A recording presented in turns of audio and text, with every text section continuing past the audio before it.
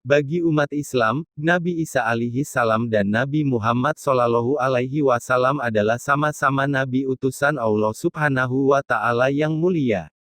Pandangan kami terhadap para nabi adalah sama, yaitu tidak membeda-bedakan mereka, sebagaimana firman Allah Subhanahu wa Ta'ala yang artinya, katakanlah, kami beriman kepada Allah dan kepada apa yang diturunkan kepada kami dan yang diturunkan kepada Ibrahim, Ismail, Ishak, Yakub, dan anak-anaknya, dan apa yang diberikan kepada Musa, Isa dan para nabi dari Tuhan mereka. Kami tidak membeda-bedakan seorang pun di antara mereka dan hanya kepadanya lah kami menyerahkan diri. Ali Imran ayat 84. Wajib bagi setiap muslim untuk mencintai Nabi Muhammad Shallallahu Alaihi Wasallam. Karena cinta kepada Nabi Muhammad Shallallahu Alaihi Wasallam adalah bagian dari iman itu sendiri. Belum dapat dikatakan beriman seseorang apabila tidak mencintai Nabi Muhammad Shallallahu Alaihi Wasallam. Sebagaimana telah disebutkan dalam hadits sahih berikut. Dari Abu Hurairah, bahwa Rasulullah Shallallahu Alaihi Wasallam bersabda, maka demi zat yang jiwaku di tangannya, tidaklah beriman seorang dari kalian hingga aku lebih dicintainya daripada orang tuanya dan anaknya. Sahih Bukhari nomor 13. Senada dengan sabda Nabi Muhammad Shallallahu Alaihi Wasallam pada hadits sahih tersebut, Yesus dalam Injil Kristen juga berkata, barang siapa mengasihi bapa atau ibunya lebih daripadaku, ia tidak layak bagiku, dan barang siapa mengasihi anaknya laki-laki atau perempuan lebih daripadaku, ia tidak layak bagiku. Matius pasal 10 ayat 37. Imam Al-Qodiyat berkata, ketahuilah, bahwa barang siapa yang mencintai sesuatu, maka dia akan mengutamakannya dan berusaha meneladaninya. Kalau tidak demikian, maka berarti dia tidak dianggap benar dalam kecintaannya dan hanya mengaku-aku tanpa bukti nyata. Maka orang yang benar dalam pengakuan mencintai Rasulullah Shallallahu Alaihi Wasallam adalah jika terlihat tanda bukti kecintaan tersebut pada dirinya.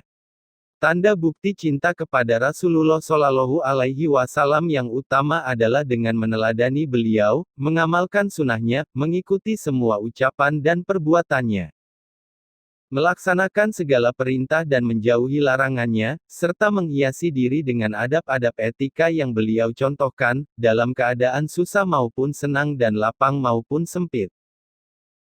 Jadi mencintai Nabi Muhammad Shallallahu Alaihi Wasallam berarti meneladani beliau, mengamalkan sunnahnya, mengikuti semua ucapan dan perbuatannya, melaksanakan segala perintah dan menjauhi larangannya, serta menghiasi diri dengan adab-adab yang beliau contohkan. Semua perbuatan tersebut dapat dilakukan ketika Nabi Muhammad Shallallahu Alaihi Wasallam masih hidup atau setelah beliau wafat. Dalam Injil Kristen, Yesus juga menyatakan orang yang mengasihinya adalah orang yang memegang segala perintah Yesus dan melakukannya. Barang siapa memegang perintahku dan melakukannya, dialah yang mengasihi aku. Dan barang siapa mengasihi aku, ia akan dikasihi oleh Bapa-Ku dan aku pun akan mengasihi dia dan akan menyatakan diriku kepadanya. Yohanes pasal 14 ayat 21.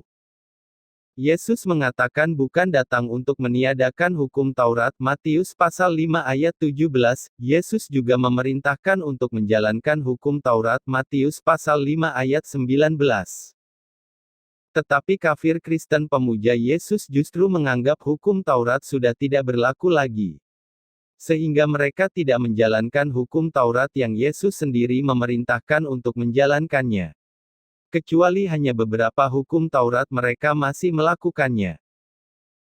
Seseorang akan berusaha sekuat tenaga dan dengan segala upaya baik pikiran, tenaga, atau bahkan kalau perlu nyawa dipertaruhkan untuk menjaga apa yang dikasihinya dari sesuatu yang dapat menyakitinya, melukainya dan bahkan mungkin membunuhnya.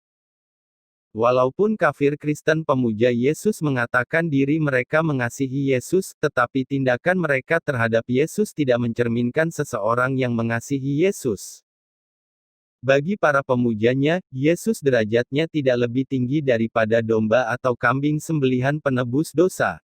Bagaimana mungkin seorang yang mengklaim mengasihi Yesus dapat menjadikan Yesus sebagai tumbal penebus dosa?